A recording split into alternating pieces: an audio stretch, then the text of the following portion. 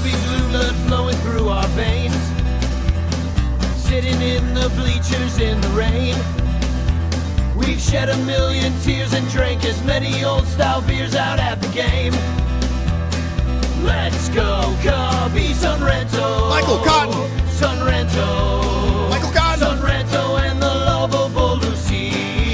Lucho Scali. Son Ranto. Michael. Son Ranto. Cotton. Son Ranto and the lovable Lucy. Michael Cotton. Son Ranto. Lucho Scali. Son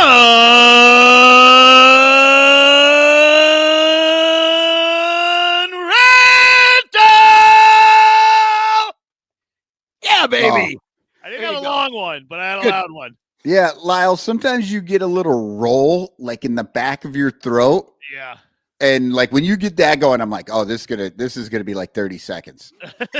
That's years of phlegm from all the bong hits he's taken. That is. There's times when that roll starts happening, and I think I think I'm gonna choke to death on my throat or something because it gets out of control. I'm like, oh god, the vibrations are winning. I just imagine a little face on your uvula going. There is. You drew it. We were drunk that night. We had a tattoo gun. We didn't know what to do. And I woke up and your hands are in my mouth. And I was like, what are you doing? You're like, don't worry about it. He's going to be so surprised when he wakes up in the morning and I've tattooed his uvula. Exactly. Well, welcome to the Son Ranto Show. Happy Sunday morning, everybody. Welcome to church. This is church. So thanks to our Patreon supporters who make this show happen. You can become one at patreon.com/bleacherbunch. There's well over 100 of you. You are the super ranters. But especially, I want to thank Blake Beard, who not only is he one of our super duper ranters, but he also brought me to the game yesterday. Wait, Blackbeard brought you to the game? Did Cubstradamus bring him back? Yes, he did. Oh, very cool. Very cool. Blackbeard singing in the dead of night. Arr. Arr. So, anyway. Should we do the whole show as pirates? Hi, matey, we shall. See how long people stay? Yeah, we shall board the SS Cubs at dawn. And talk about the mateys that are on a 5-day plank walking streak. Oh, they get the yeah. We can't even keep it up. I don't even want to do 2 minutes. I'm not even awake yet. Yeah, Rogue Wave Creative, please no. Yeah, well, it's funny that Rogue Wave Creative is in the chat because he's one of the other super duper ranters. Actually, he's the only other super duper ranter. Oh. But thank you for all your support for at any level that you support at. But please come on and join us because there's content just like flying out just for Patreon people, i.e. Cubs Pod, which it went out today. This is Michael Cotton's second podcast of the day. This guy's an animal. He's on fire. I've done 3. and when I'm done today, I'm gonna try and get my radio show out for broadcast tonight. So I got some recording. You got a rabbit hole that went out this week. You know, that's ad free on the Patreon feed. So anyway, you should become one. It's really the only way we're keeping the lights on. Yeah, the rabbit hole is only out on Patreon right now. Like I dropped that a little while before because when I'm done, I don't want to add all the commercials and all that crap to put it out on the regular feed. So you're gonna have to sit and wait for that if you're not on Patreon. Exactly. And if you are on Patreon, you get 2 versions, one without crowd noise in case you've got tinnitus like Danny. Exactly. If you wonder why there's 2 shows of the same show on the feed, is one doesn't have the crowd noise because I yelled at Michael because it was triggering my tinnitus. I was like, that crowd noise is just at the wrong frequency. It's fucking with my brain. I can't listen to it. I couldn't, it's just, but anyway, I'm going to try to get my shit together and get with the crowd noise. And you even sent me something like a wrist thing that I could wear. I was like, what the hell is this? It's for deaf people. And I was like, well, I'm going to need this eventually, but it's interesting because it's like, if you're deaf and like your door opens, it like tells your wrist. Right. That's Yeah, what the main thing, but it's also helping tinnitus patients, apparently. Yeah, apparently, yeah. I'm still looking for that podcast, but apparently, like, it tells you when there's sounds, and the tinnitus is just your brain thinking there's sound when there's no sound. Oh yeah, I think lots of things in my brain that don't exist. So, like, that is just really par for the course. Chris Salato is here thinking #chance. So is Dominic Galoro thinking #chance. Carrie Meyer here thinking #chance. Bernie Barron here thinking #chance. Captain Cubbo, Roberto Ramos #chancing. So please #chance. And you started out with Salato there. Shout out to Artie Boucher, who ordered 2 pair of Salato socks this week. So I got to get those out. Oh, wow. You only have, 1,000 pairs left to move? 1,000. 20,000 pairs. Order now. 7 pairs. It was 7 for 1 pricing going on, Hold on. Temu, cover your whole week. So, Alex is here, Rogue Wave Creative, Josh D. It was great to see a bunch of you guys at the Bleacher Bum Band show on opening day at Output. We had a blast. We really had a fun seeing so many of you guys. I think the band did pretty well. I only screwed up lyrics a little bit. And that's tough for an old man to remember all the words he wrote way back in the day. You don't remember what house you live in right now? I don't, because there's information there. I got to move. Look behind me. I got nothing. I got no things. You should see the rest of the house. It's crazy. All you've got back there is the personification of your brain on the wall, just your face crying. I know. This is what this is how I feel emotionally, pretty much, for the last good 8 months. If you've ever been curious about Dan's ego, just know that every other thing in that room has been taken off the walls except for the paint. Well, I just wanted to point it out. They need to see both of my faces. But no, I'm realizing as I live around all these boxes that I don't need any of this shit, because it's all been in a box for weeks. And I haven't looked for a thing, man. Like, where's that thing that I need that I always use? And it's not, I don't need it, apparently. It's funny. You can get rid of a lot of stuff as you're packing and getting ready to leave, but it's that second unpacking when you go, you're like, why did I fucking move this? So hopefully you have it in your head as you're unpacking. You're not just like, just stick this over there, just stick this over there. Be like, do I fucking need this? So, somebody, there was that lady during maybe COVID about, cleaning your house and like, does it bring you joy? Does it bring you joy?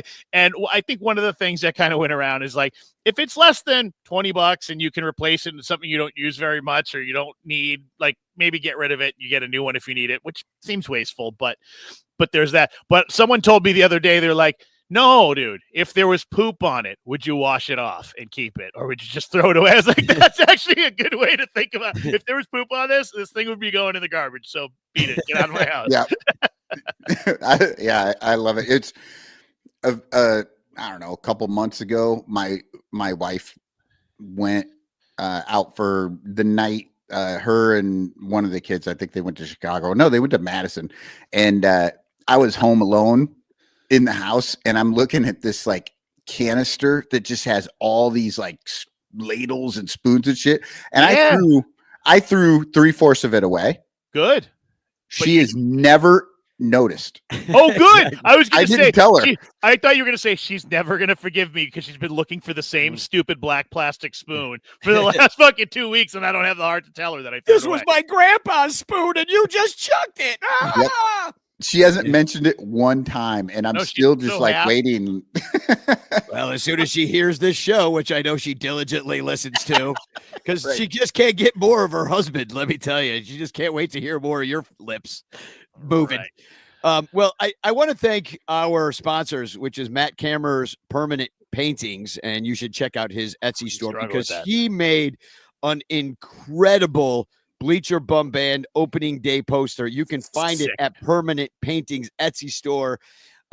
It's everybody loves this thing. The only place you can get this poster is on Matt Kammerer's Permanent Paintings Etsy store. It's only $20 plus shipping, which is a steal for an 11x17 piece of well-printed artwork.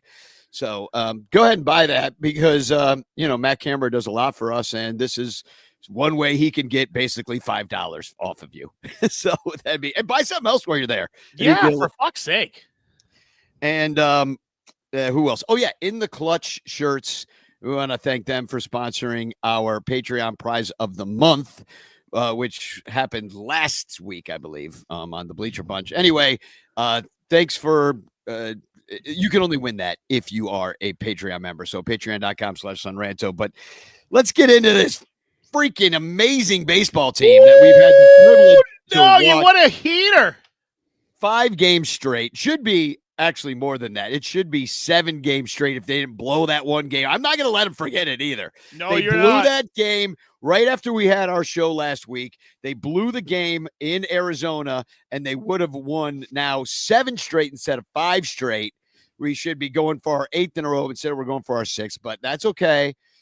We'll just take what we have now because we got no choice. And I'm even more mad about those 2 games in the preseason that counted. Now, yeah, they weren't ready. They needed those extra days. Dodgers were ready. Spring training is not long enough, people.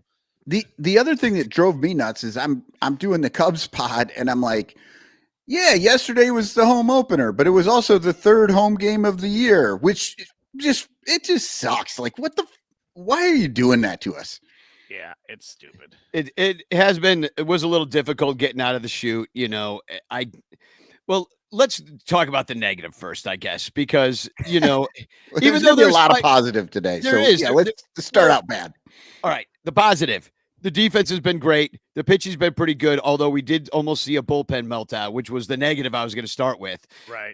And then, we had the one blown save. That was the bullpen issue. So, and then we saw Presley not be. But the defense has been great. They've been hitting the ball. They've been scoring a lot of runs. They've been running the bases really, really well. And the whole outfield deserves a Gold Glove. Like, it's been really nice to watch this team. They look a lot tighter. They look that idea that a big slugger in the middle of your lineup, like a Kyle Tucker, is going to elongate it to the point where the other guys can get some protection and do even better. That is happening. Like, all the things that we kind of wished for are kind of coming true with Kyle Tucker's bat. And the promise of Kyle Tucker feels real. Mm-hmm. Yeah. Mm-hmm. We were yelling. I mean, we saw him go into his car yesterday after the game because they got to walk through the plebeian public on their way to their cars.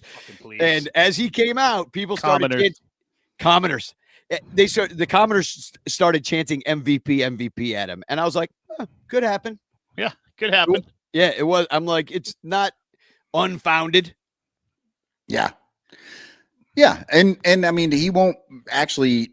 Like, he can do it all on the plate because he doesn't actually have to cover that much of right field because PCA is just all over the place. Like, right. And I'm really digging. Well, PCA's got to check all fields in case someone dropped a crack rock. He needs, you know what I mean? or there's a bag of meth. Absolutely, somebody did out of the bleachers. Yeah, 100%. Yeah, it was. I think it was that crack goose. There's a goose on crack living in the bleachers of Wrigley Field. No, but I made up the crack part, but the goose part is real. Did you hear about this? I'm calling him Goose Gossage because it's obvious. Bleacher Jeff tweeted this out yesterday. He said there's a section of the center field bleachers blocked off because a goose has made a next. I think he meant nest. #content in the planter boxes below the scoreboard. So, as in the what a silly goose. The top area of the center field bleachers kind of has this kind of incline. It's very steep up there, but a goose has gone up there and made a next. Nest. A Canadian goose. Oh, so there's tariffs on this goose? There might be. I'm just saying. He's an illegal. Well, that's exactly why they made everybody. They couldn't actually sit next to him. Right. Yeah. Exactly. The Ricketts are like, ooh, tariffs. We got to keep everyone away from that goose. Do you think Tom called ice on it already? Oh, yeah.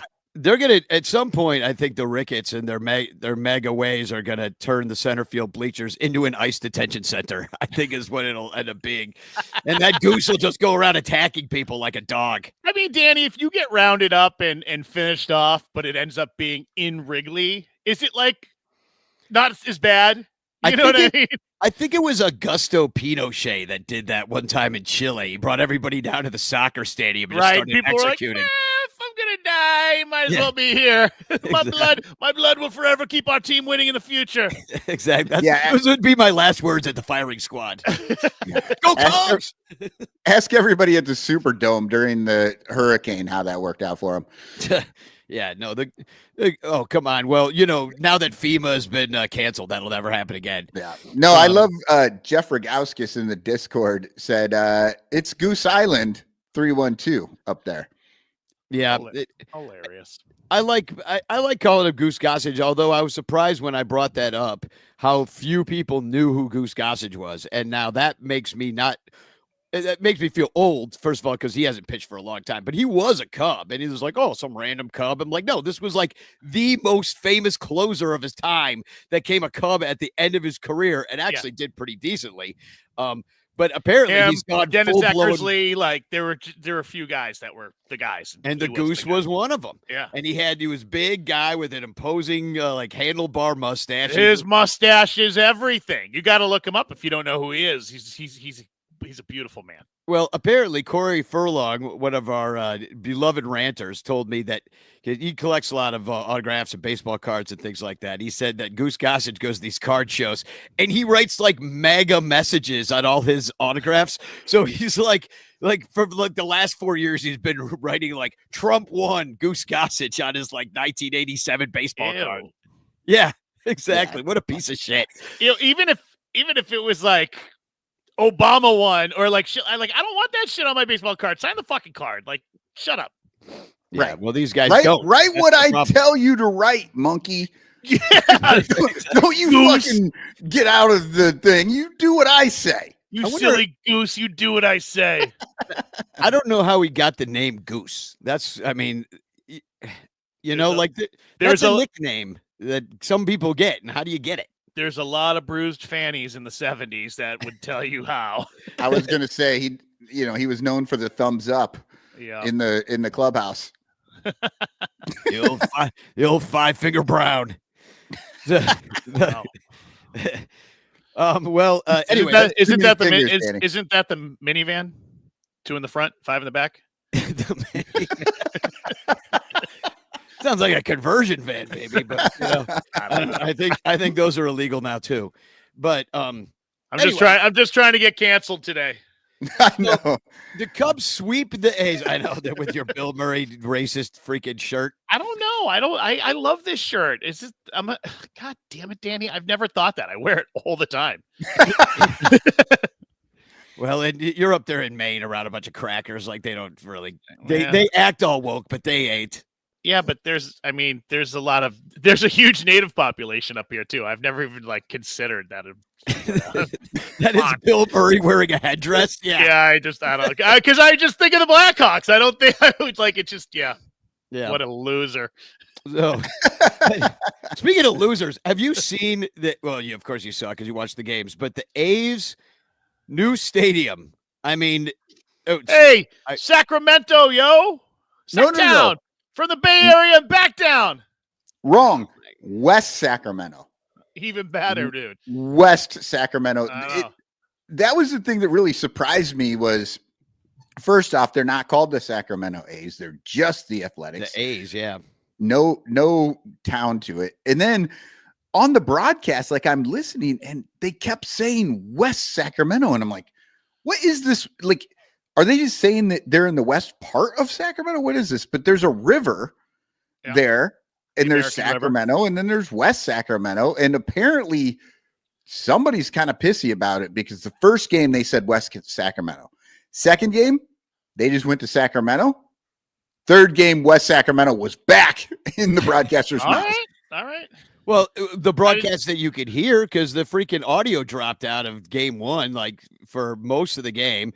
The only audio that was actually going of the game that was the Cubs feed was the Miguel. So I ended up having the game on my computer and I was listening in Spanish because he was the only one calling play-by-play because the whole freaking feed went down. So They don't have their shit together. I guess you have to run. I saw Seiya Suzuki, who is the DH. He had to run through the outfield to take swings in the batting cage, which is you have to run from the dugout to the outfield. They call it the walk of shame. Like if you forget something or you got to take a dump or something and go into the clubhouse, you got to run across the field. And it was like, he's got to take a dump. It's the worst. Dude, if you have the poosh eyes and the only time you can go is during the game because you need to know that everybody else is out on the field and you'll have the locker room to yourself, you're like, okay, I guess I got to tell it's there. So what, 3,000 people or whatever that are at the game that I got to poop. That's awful. Then you can't go. You go there and then you can't go. You're just sitting there and you're like, everything knows what I'm doing right now. It's awful. It's such a specific run too, as you go across the field. We're trying to clench your butt cheeks and run at the same time and stuff. I mean, you gotta think of the athletic prowess of some of these guys and the way they take care of themselves. The amount of like protein that these people ingested, the amount of shakes. I mean, these guys have some things going on. So I bet they go. The steroids and masking agents alone. I know. Give you the runs. Steroids give you the runs. But West Sacramento, it seems like there was some consternation that way. I guess we'll never find out unless we talk to Taylor McGregor what happened. I'll check in with Miss Holly because she's from Sacramento. Yeah, so she knows the details, and it's been a busy week or so. We actually haven't talked about baseball. That was her Gammy's favorite team was the A's, and then her dad was a Dodgers fan. He grew up in L.A., and her grandpa and her uncle were all Giants fans. It was wild visiting them and talking baseball. Oh wow, yeah.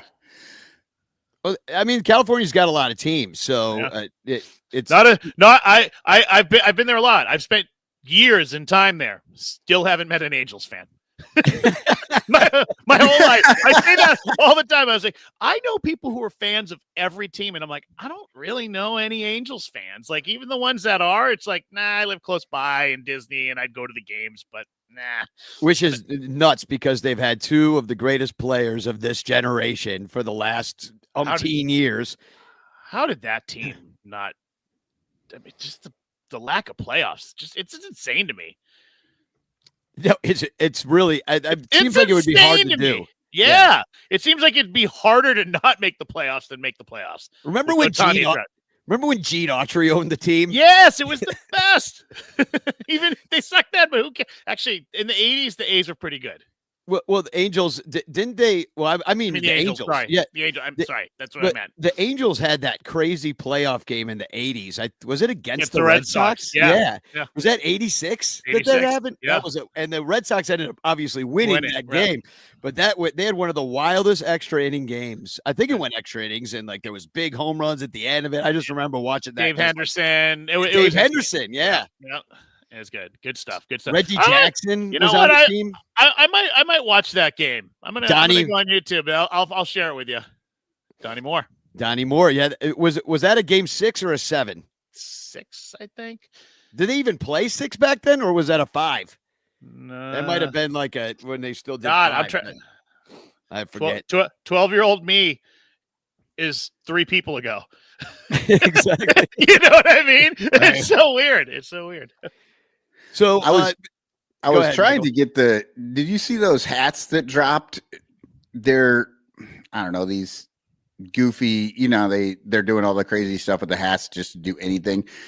And they have the logo 3 times across the front. And I was trying to grab it and I couldn't get it right now, but the Angels have AAA, which made me laugh. I'm like, yeah, they're definitely a AAA team. Oh, and I just felt like it would be too mean to make the A's wear that hat. There's no teams with a K logo, is there? No, there's not. Thank God. What does the Royals hat look like? Yeah, dodge that bullet. KC. All right, we'll take that. Yeah, somebody said that. They were like, I can't wait to see the Kansas City logo. Yeah, man, bad one.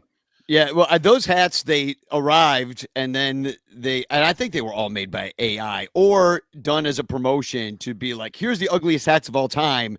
And then they pulled them, but it all made everybody go to their website and probably buy a different hat. Like that's by the way, I think I saw on eBay because I was looking for one of those Texas hats because I thought it was funny, and somebody had it listed for like $250. I was like, "Yep, he got one, and he's gonna fucking get the most out of it he can out of it."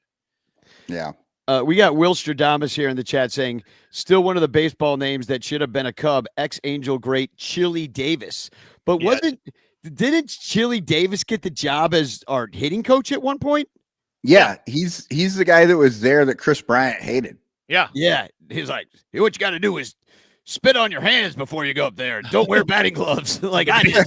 And be a goddamn man. Will you be a man? Be a man. Walk it off. Yeah, exactly.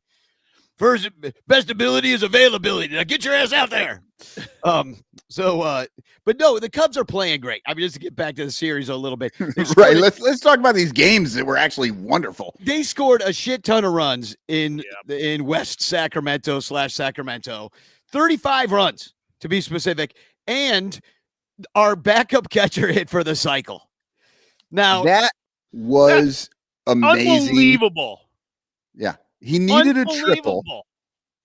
Yeah, he already had, like, just think about how many times this guy, he's the number 9 hitter. How many times he had to get up to bat. He had 2 walks in this game and hit for the cycle. Like, the number 9 guy had at least 6 at bats. That's crazy. That's just crazy. Them, just running through that order constantly. But he needed the triple, which is where all cycles die, right? Like, they almost all, like, you need the triple. Yeah. You're never going to get the one. If you lead the game off with a triple, people are like, I don't know, he might have hit for the cycle today. But if you need the triple, everybody's like, this isn't going to fucking happen. So the most exciting outcome is. Right. And you're a backup catcher, so you're not fast. But he had some stuff going for him. When you was a backup to the backup in Little League, and he was fast as fuck. Yeah, yeah, right. When you have a whatever they had, I think they had a 16-run lead, and you're up, and it's your last time up.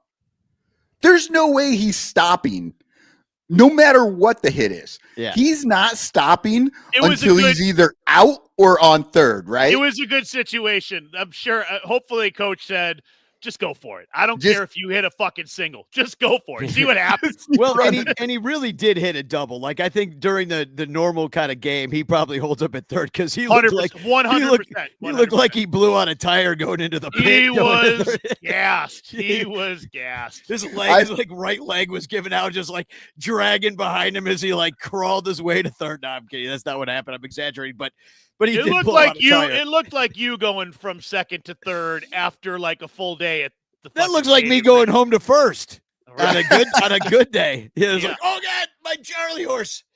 I seriously thought the cycle was gonna die with him just face planting halfway between second and third, which would have been the most funny and most terrible thing to have happened at that moment. And you're right. You're right. Lisa's right, because I was like, this guy's going to go down, and thank God he's the backup and nobody cares that much, because he's going to have a season-ending fucking annoying injury. Yeah, exactly, because she thought he was going to pull a hammy. It did look like he was going to. And Lisa's one of the few people that actually watched this game, because this happened at about 11:45 local time, Central. When he finally hit for the cycle, I had gone to bed, and I was like laying there listening to Miguel's feed, and I passed out. So I woke up to it. Most of Chicago fandom, because it was on a Monday, I believe, Monday night at like 11:45 p.m. So not a lot of people even saw the cycle to completion.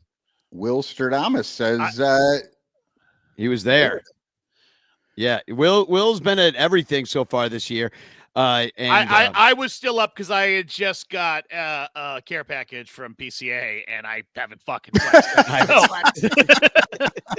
That's the good stuff too. Now that he's got that major league money. Yeah, it is. So they look great in Oakland. They put up a lot of runs, and what I like mostly about that is after that blown game on Sunday, that they were able to bounce back. And I know it's the A's, I know it's Sacramento, and it's like a little league ballpark. It was a nice situation to go into after choking one out, to go in and be like, nah, all right. But last year's Cubs probably go in there and lose 2-3. Maybe they win on getaway day or something like that, or they, win the middle game. last year's Cubs don't bounce back for a while, and the bullpen's taxed, and there's nobody to play, and they seem a little deeper this year. They seem that they can just more easily shake off those bad losses, which that was a bad loss. They were up big and they freaking let that one go. But the Diamondbacks are a pretty good team. The A's are not. So, yeah. And then let's see. Polar Knights is here saying, I just have to say this is the best show on Twitch. As a barber, I love it. This is every stage of beard growth. It's true. Like, I have your starter beard because I've trimmed it recently. I don't know. We're all kind of similar lengths, but Lyle hasn't shaved under here. He's got the full beard, full mustache going. Yeah, he's going werewolf. I keep the stash, but I can't grow like a full. I grow a beard like a 16-year-old boy my whole life. My uncle said it looks like when I was born, the doctor pulled me out like this, and all those spots never grew in. I'm like, fuck you, Uncle Bill. Do you? Right on. Are you getting warm fuzzies for Craig Counsell, Danny? I don't think Craig Counsell has anything to do with any of this shit. You will give him credit. Nope. No. Or anything? Nope. You don't think they're no? You don't think they're because you don't think he's settling in? All credit to the players. Yeah. It's not Jed. It's not Jed. No, oh, no. Jed Hoyer's the fucking worst GM and president in the world. I just want to throw a little something out there. Here's the thing, Lyle. Last year, the Cubs also jumped out to a very nice start in April. In fact, the greatest April in the history of the Cubs, according to how many wins that they had. But then they fell apart when all of a sudden they did start to have a few injuries and a few little things. And then the team was completely mismanaged through all of that. Right. And they didn't actually kind of get it together until people started to come back in like freaking late July and August. The team started to actually just be healthy. And, so right now I love it. But injuries happen to all teams, and some teams just aren't deep enough. And I know that's the problem. I mean, that's a front office problem. This team should be really deep with the amount of money they have and the amount of money they make. But nonetheless, I hear you. But Ryan Presley on opening day made it a little bit too interesting. He was part of that meltdown in Arizona as well. So when last year your main problem was blowing save after save after save, and to see Ryan Presley blow one and then come back out and put a bunch of guys on, and that's it's deja vu all over again. So you're looking at it and you're like, oh no, we still need a closer. You have the fears. You have the fears. Yeah, because we've got only issue. We've got Nate Pearson, who hasn't looked great. He gave up a dong yesterday, but he was just putting it in there though. It was the Padres' only run, which we haven't talked about the series yet. Tealbar, our only lefty, was I think part of that meltdown in Arizona. Terry calls him Stressley. Oh yeah, Ryan Stressley. That's pretty right on. Very much like a Joe Borowski feel. Like, remember Borowski used to just fill the bases? Oh, every Cubs closer. I think that's on when they have the entrance interview, and then when they're looking at resumes, they're like, "I only pitch really well under immense amounts of pressure, so I'm going to walk the bases loaded, then strike out the side if that's cool with everybody." But that's not even what happened. Like Ryan Presley's like pitching to contact, so that's how you got out of those innings. But little heart attack Hector, because we're getting the Astros sloppy seconds yet once again, because Hector Neris was a freaking broken down closer. Then we picked him up. Now we get Ryan Presley. Kind of looks like the same thing is happening. So I mean, will Porter Hodge be the guy eventually? Like they said that Ryan Presley's not the guy, but so far he's been the guy. So yeah, I like Porter Hodge, but he's also seems like if he was a hitter, we'd call him streaky. Yeah, he can just lose the zone every so often. He throws super hard, but that seems to be on par with what coming out of the bullpen is, though. I think you have that. You have to have the mind of a goldfish too. You got to go out there, and if you're fucking terrible one day, you have to be able to come out the next day and forget all of that. And that can't be easy for these guys. But when I see streaky guys coming out of the bullpen, I always think, okay, they have the mentality that if they were so shitty a couple days ago, they can get out of it and have another good outing. So that doesn't always scare me until the playoffs come, and then you're like, oh, and if you have a shitty coach who doesn't know when to pull the guy out, when you can tell right away, when the entire stands, and the entirety of the fan base is like, dude, we know that he needs to come out of this game. What are you doing? Why is he still in there against their best hitter? He's gonna get fucking crushed right now. Yeah, and that's the shit that gets annoying. But you're pitching to Suarez again. Yeah, right, exactly. Right. Well, and if you look at a bullpen guy, like let's say he has 9 outings, all 1 inning long. So, and then in one of those outings, he gives up 3 runs and loses the game. That is a 3 ERA. And you'll look at that on the baseball card. You'll be like, hey, he was pretty solid. But you'll remember that one time that he lost the game by giving up that 3-run shot to Suarez. Right. So it's like, they can be perfect. And you don't even notice. They're like, they're just doing their job. And then the one time you remember forever. Well, and here's the thing. When we were playing in Arizona, they had no room to fail, and when they failed, it went badly. They lost the game. Since then, when the offense puts up 45 runs over 5 games, the bullpen can be a little streaky, and you're not going to be quite as nervous. Well, and the entirety of the team seems better when you're putting up those kind of numbers. Like Danny's like, oh, the base running's been good. Sure, it has been, but there's not as much pressure for them to push and to make things happen. So those things look better. You're right. The bullpen, those guys are coming in a little more relaxed. They don't have they're not so tight that the games aren't tight. They know that their team can put up runs, and they're pitching a little better. So I think it all has, there's a little cause and effect there, but I agree. Opening day was a tight game, and I will say which one? Opening day of MLB, opening day that was in spring training, or home opener? Home opener. Okay, I just need to know, because there were 3 opening days for the Cubs. It feels when Seiya Suzuki got to second base and made that and took away that force out at second, that was a huge play. And this has happened a couple times during this season so far, and it's come up huge. So like, just even those extra things, like the massive amount of hustle and like knowing off the bat like what you got to do to get to that base and taking advantage. Like, frankly, the Padres in this series have looked pretty damn sloppy. They've been a little slow, just kind of taking their time, like little hot shotty, little hot doggy, to be honest. And like and Cubs are taking advantage of that. And that's good to see that they can see that and step on the neck. Well, and when they're scoring that many runs, like, then you don't have to worry so much about Dansby tossing the ball 20 feet over Bush's head over there. And that was a hell of a play before he did that, though. I mean, I know they didn't even give him an error because it was not expected to make that play. But I'm just saying, it's like things like that. Again, when you're scoring the runs like they are, like, you get leeway. Those things don't come back to bite you because you're like, well, we've got a 5-run lead. Like, we can get through this. Well, a couple people telling us in the chat that Hector Neris was released by the Braves. So Alexander Miller and Jeff Burr is telling us so. Let's bring Heart Attack Hector. That'll fix everything. Right. Who's pitching well this year? Chapman for Boston. It's not surprising. I feel weird about it, but he's so good. He's our guy, man. He's got 1 win and 2 saves in his 3 appearances. Well, I mean, the Cubs might be trading for his ass again if you guys falter. Shut up. We're going to be fine. That would be fucked up. Josh D is asking if this is an Ivy Envy hoodie. Why, it is. Yes, it is. No longer available. Collector's item.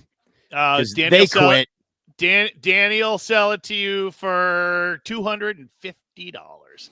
Let me tell you though, coming out of that A's series, I mean, you start looking around the internets and whatnot. You hear Danny talking about the team and Michael talking about the team. Dude, we're fucking awesome. Look at all those runs we put up. But in my head, I'm like, it was the fucking A's, dude. Like, everyone's going to do this to the A's this year. Wait, stop. No, stop. Right. So that's what he's getting to. That's where I'm getting to. So I'm like, I don't know. So is there anything else you have to say about the A's? Because what's really impressive about what's happened in the last couple days is the Padres. Like that. I feel bad for the A's. That's the only the thing I have to say about the A's, that the A's have to play in that shitty stadium for the next 2-3 years, and it's just ridiculous. Yeah. The good thing is that it makes it feel like there's actually people at the game because they don't have to sell. It's true. And So I think 5,000 I feels think that I full. think the people of Sacramento will go out and check out some baseball, and it's going to be better than their last situation. So Yeah. It's just kind of, I mean, it's a visiting team. It's got a novelty to it, but as the home team, you're like, oh, fuck, this is a grind. But maybe I mean, they got better players. They've obviously been bad for years, so they've got some good guys coming through the system now, and probably some exciting young players. They'll be good again. And it might be a rallying situation for that team where they're like, oh, we got Totally. this terrible ballpark. Nobody believes in us. Nobody believes in us. Let's have some playoff games and show the world they can sit and spin, There are a couple teams out there that are just shitty, and I mean the White Sox. Do you think there's ever a situation? I'm talking to a wall. I know there's not. Before I even say, do you think we're always talking about expansion, and all these sports? Would there ever be contraction in MLB? I mean, That's what it should be. Is it headed that way just to have a couple less teams so there's better players on all the teams? I mean, a team like the White Sox last year, like that shouldn't happen. And that's ownership's fault. And the things that happened with the A's, that's ownership's fault as well. So, maybe the league needs to get together and be like, all right, this can't happen because this I would actually remove the teams from Florida first. That's 2 teams, 1 from each league.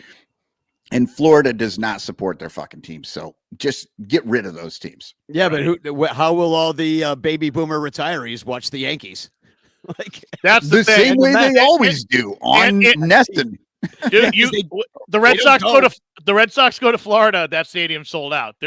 Boston, New York, New Jersey, Connecticut. Everyone from those areas goes to Florida. There's the Arizona. Everyone in Chicago goes to Arizona. Everyone on the East Coast lives in Florida. Exactly. All my aunts and uncles have houses down there now. But so Shota just absolutely dominating in that first game. Man, that was really nice. They did pull him. I'm not too upset, but I did love that the crowd booed when they brought him out of the game. It was kind of stupid that he went in for 1 out and then they pulled him, but I guess they wanted him to get the applause, or do you think they really believe? I mean, it was a 3-1 game. It was still a tight game. I think it was a matchup situation. Let's just get him to get this, and then they, of course, because probably a left or a righty was up or something, so we better get him out of there and go to the right-hander so we can blow the game somehow. And they immediately, who was that? Somebody posted in the chat, but the reliever came in and immediately put somebody on. Yeah, let's bring in a guy to walk the leadoff guy. Let's make this interesting for the hometown crowd. Right. But no, they looked really good yesterday, and not a lot to say about yesterday's game except for that I had a great time with Blake Beard, like watching the game and talking to him. Blake. We had a wonderful time, Blackbeard. It was opening day, regardless of the outcome, which was positive. They won, but it was the vibes around Wrigley were really freaking nice. You could tell people were in a good mood. You saw a lot of people I got to show this picture of me on stage before the Bleacher Bum Band went on. Freaking packed crowd. This is about 10 minutes before we went on. Even got even more populated as we went. And I got to show this picture of me. Like, look at this rock and roll O face I got. Oh yeah, baby. Look at that O face from the stage. Even Gary looks like he's about to make an O face. It looks like you're about to blow a fart at Gary, honestly. Oh yeah, exactly. I'm just gonna crop dust that motherfucker behind me. And freaking Bleacher Jeff, sober enough to play. And that's really all you could ask for. Yeah. So yeah. I mean, listen, I'm not asking for miracles here, Sober enough to play. And you gotta tell him this picture. He's like, okay, focus. What key are we in? I've had 17 beers, because it was hilarious. We were in the group chat for the band, on the text, and we're texting back and forth. And Jarrett, Guy Sirius, saw Jeff at Murphy's on the news, and he's in the background chugging a beer at 9 a.m. We're like, hey, buddy, we're going on in a few. Like, he's like, that's why it's only beer. I'm like, but it's 9. By the time you fucking get to the game, you start at 9, you're going to have fucking 15 of these things, and then you're showing up. But he was a little drunk enough when he got to the game that he hooked PCA up because he dropped his bag onto the field. Thus, everything kind of worked out. Thank God for crack cocaine. Thank Yeah, he knew God. he wasn't going to drink for 3 hours at the game because nobody can afford $16 beers. Oh my God. Yeah. That made by the way, we're going to do the bitch clock on the other half of our break, which we should take.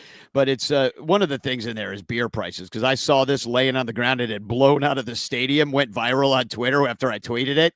Yeah. And of course, there's a lot of the usual suspects be like, "We'll stop paying for beer. That stop." I'm like, dude, that's not the point. Why are you blaming the fans for wanting a beer? Like, if it's your prerogative, it's the same people that are mad that Bleacher Jeff got to go to Japan. It's like, well, why does he get to go to Japan? Like, because we gave him money to go. Shut up. Because because he sacrificed every other bit of his entire life and happiness to hang out with the Cubs. Exactly. He I don't deserves think some. you realize Love you, mental toll it takes to be that Cubs fan out there every goddamn day. Yeah. Yeah. And to be paying these goddamn beer prices. I mean, this is before tax. Comfortable. Jeff is going to lose years off of his life just from that bleacher seat. Yeah. I mean, just imagine like how the scoliosis in his back from not having a freaking back on his chair. Right. Oh, anyway, we're going to, how about we take a break and then wait, Michael, did you do a silhouette? Yeah. no, that's what we'll get. We'll do. We'll do the Before- silhouette and then we'll do the break. All right, just making sure. Okay, Dan. but do we want to talk real quick since might not come back to these games? Ian Happ 1000, or do we want to do that on the other side? Hey, Ian Happ's out there for 1,000 games. Yeah. See, okay, no, Danny, that's the exact thing that I'm like thinking. So he made a great catch though yesterday. He had a great game yesterday. He hit away from the shift the other day. That was good to see. They shifted his ass. He hit away from the shift. It looked great. He hit a double after getting some chin music in yesterday's game. Like, Ian Happ is baller. He stepped up. Let me ask you ovation before the first at bat, and they didn't even give him a strike. No, I love Ian Happ. I really do. Let me ask you this. The guys who take over this show, and then the guys who take it over from them, and then the guys who take it over. So 50 years from now, whoever's doing the Sun Ranto show, do they even know who Ian Happ is? Is he one of those like forgotten players? Is he borderline? Is he like, you know what I mean? Where does he sit? Like, who is he to you, Danny, on like Blake said, I'll go with what 80s, Blake the 80s Cubs that you love so much. I'll tell you what Blake said yesterday. He's like, it's a shame that Ian Happ missed that World Series by a year. And I'm like, well, he needs to win his own. And I think, and he needs to have a strong playoff run of his own and lead that team in the way and have a long playoff run, not get swept out by the Dodgers in the first round, like something that was a significant, get the city excited. At that point, I think you'll remember Ian Happ. But other than that, like, he probably, I mean, he's a Cub for life. That's good to see. Maybe he ends his career with the Cubs unless he does something like go to the Pirates at the end because he's from Pittsburgh, or, that would be understandable as well. But at the same time, right now, Natty, because he wants to pad his home run numbers. Exactly. And try to get a Veterans Committee Hall of Fame vote down the line or something. But no, I mean, you're certainly going to remember him as a Cub of this era, but this era has not been particularly lucrative. So he's got to do his own thing. So that is kind of what I was thinking. It's like, so I looked it up for the Cubs pod. If you're a Patreon supporter, you may have already heard this, but he is only the third Cubs draft pick to play 1,000 games for the Cubs. Sean Dunston and Mark Grace. They're the other two, because every other player who's ever played 1,000 games for the Cubs were on the team prior to 1965, and that was the first draft. And everyone else were from other teams, trades. But Mark Grace and Sean Dunston. Now, Mark Grace, Sean Dunston. We kind of forget about Dunston quite a bit. But I wouldn't say so, though. Mark Grace is up there. Like, everybody remembers him. Dunston's back, though. Dunston's back in the fold. He's coming to Wrigley. But I'm talking like when you go to the stadium, you will see people with Grace jerseys still. I don't know the last time I saw a Dunston jersey. So Is Hap going to be Grace, or is Hap going to be? I don't see Dunston? any Hap jerseys either, by the way. Just so you know. And he's a current player, and nobody's got that jersey. And I didn't see a lot of Tuckers yesterday, but I didn't see a single fucking Hap. In my mind, and maybe you get this after the fact, in my mind, he's below both of those. Kind of. I don't think it's an either or. I think it's certainly below Mark Grace. Mark Grace was a broadcaster though as well, so he had, he's been around the game. It depends what Hap ends up doing, and how beloved he is. But Mark Grace was a world-class drunk, and there's a lot of great stories about him too. So you remember part of that too. And he's a great player. I mean, he really was. He was the leader of that team for quite a while. Oh, the personality. The personality brought it up there too. But Hap, he has his podcast. He's got his coffee. He does things. He's the most. It's just funny. I was just thinking about that yesterday, and I'm like, I don't know how. Like, I don't. Hap's a good player. I like Hap, but I talked about it preseason.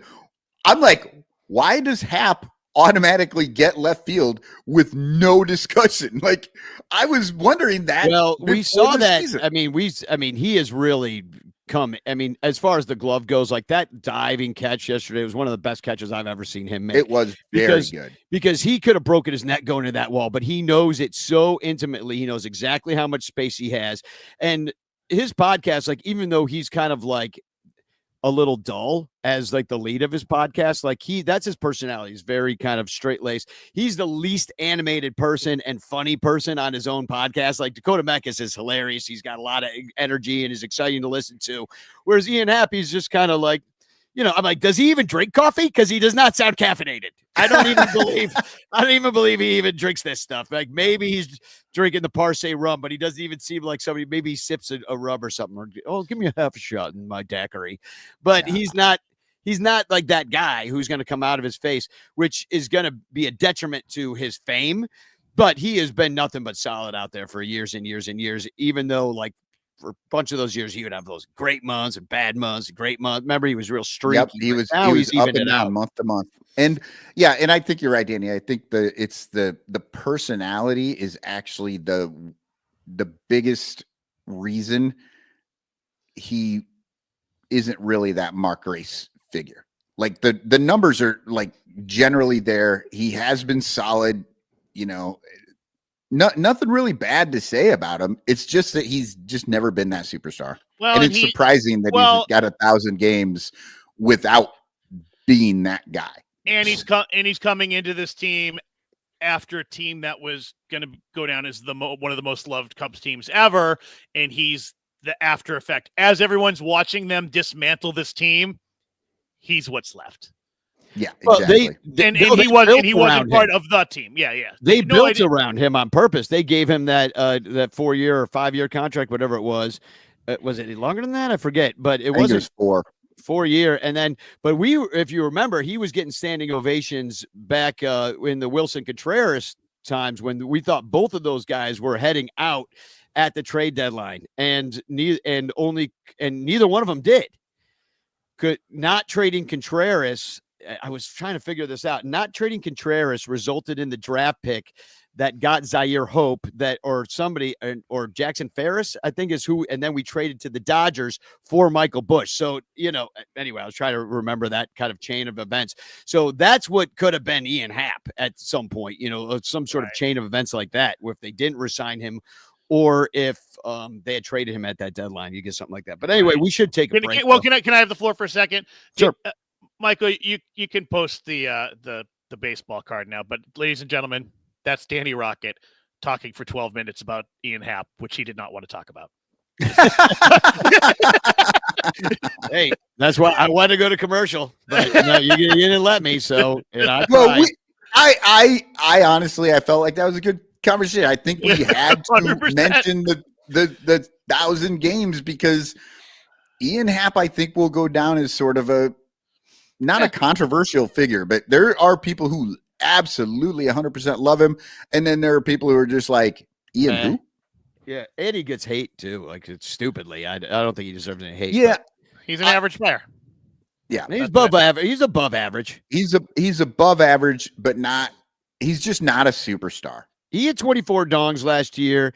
He'll be out there this year, probably do the same thing. Like, he actually is one of those guys that as he's aged into this contract, he's gotten better even. Like he's been a solid player, and I think he's ready to lead this team. I think if the Cubs do go far this year, he'll have a lot to do with it. He'll have to.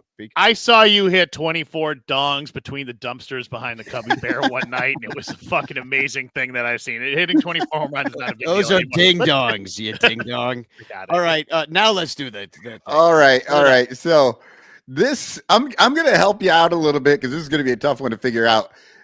This is a Topps baseball card from 2018. And I picked this one because it's one of the dumbest pictures you could take for a baseball card. And I don't know why they used it. But if you think we're going to go to break. The silhouette even looks dumb. We'll I can kind of see the glove in the other hand. I didn't know what was happening. So you can kind of see the glove. All right. I didn't fade it 100% because I'm like, this is just so hard. I'm not going to work any harder to get this. It's weird because it looks like he's wearing one of those 80s V-necks too. So, so it must have been a throwback day. Anyhow, let us know who you think it is. Long Fingers McGee. Exactly. The famous Long Fingers McGee. So, all right. Well, we'll be right back. Patreon.com/BleacherBunch, despite what the commercial says. Sorry, I didn't make a new commercial yet. All right. But Patreon.com/BleacherBunch is how you join us.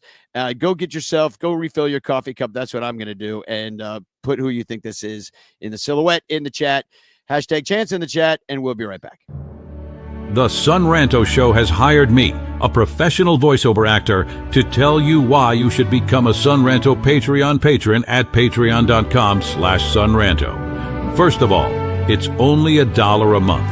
And if you can't afford $1, I don't even know that the Son Ranto Show wants you as a listener, because you're too poor to even hang out with anyway. Also, as a Patreon member, you get the Son Ranto Show ad-free and the Patreon-only podcast called Cubs Pod, which releases daily during the season with bonus episodes all off-season long. Son Ranto Patreon members are also eligible to win a monthly prize, get exclusive Son Ranto Discord page privileges, and there are more perks at every level. Plus, 10% of your Patreon support goes to help the Lost Boys Youth Baseball Program as we give back to our community. So what are you waiting for?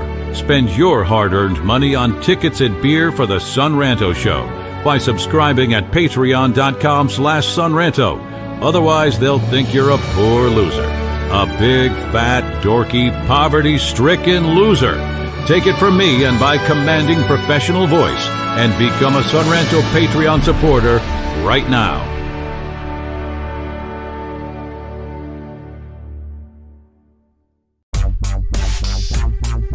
If you like the Cubs a bunch, buy your t-shirts from In the Clutch. We've got all the best styles for you. Dansby, Saya, Morel too. Clark Fly in his W. Cody Bellinger, smoking deuce. Vintage shirts from days of old. Patrick Wisdom and Nico. You'll look sharp wearing your stro. 10% off with the code SONRANTO. SONRANTO. InTheClutch.com is your store for the most fun baseball shirts on the planet. Don't forget to use promo code SONRANTO to knock a couple bucks off your purchase. Stack or die, we need more cups. Get it all at In the Clutch. Cause if you like the Cubs a bunch, buy t-shirts from In the Clutch. Get it all at In the Clutch. Get it all at In the Clutch.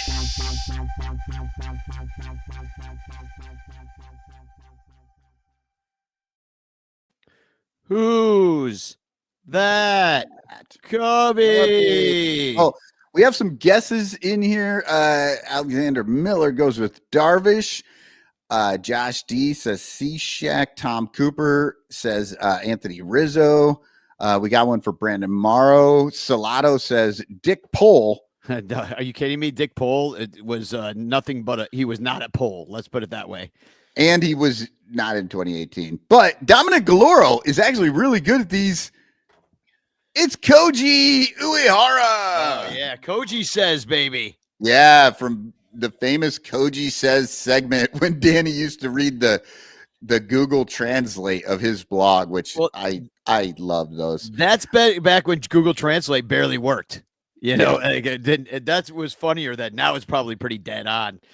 Does he still do his blog? I don't know. Let me look it up. I'm sure he does. But look at this picture. Topps has access to every picture they could possibly want of this guy. And this is the one that I don't even know what he's doing.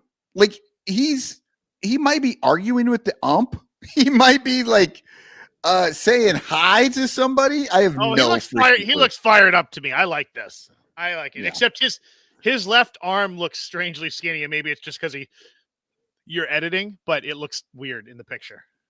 Oh no, I didn't edit this at all. This is the original. It's weird. Yeah, it looks weird. It looks like a toothpick arm. It almost feels like this wasn't a real picture and they had to like doctor it to get it in there somehow. I don't know.